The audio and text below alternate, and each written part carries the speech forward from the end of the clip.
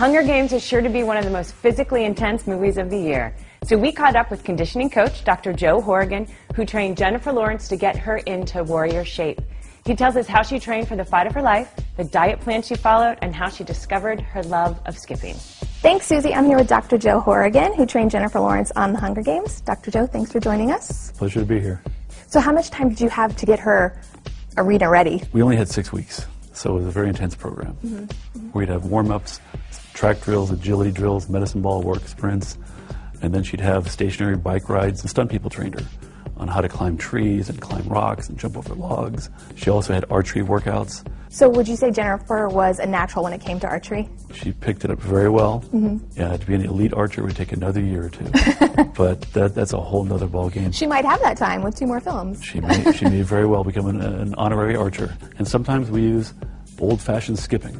She took off and came back, and she had an ear-to-ear grin on her face. She says, "How could I not be happy skipping?" So I know Jennifer had to perfect her run for the big screens. Can you tell us a little bit about that? She was already in good shape. She turned one day after a sprint and said, "That was right, I got it." And I said, "Yes, you did." So diet's a huge part of training. So what kind of nutritional program did you suggest for Jennifer? We called in our nutritionist that we used, Dr. Doug Anderson.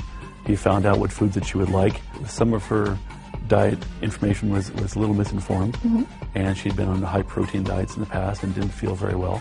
So she had a little bit more reasonable program, a little bit more carbohydrate, and then portion control. It was evidence-based, sound nutrition. Dr. Joe, thank you so much for joining us, and we'll see you next time on FitSugarTV.